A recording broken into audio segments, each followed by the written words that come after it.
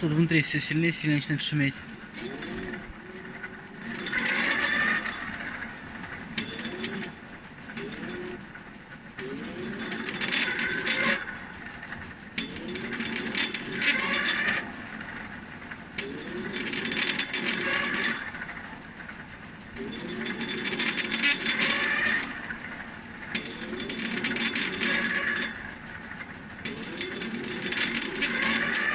Какой-то металлический звук.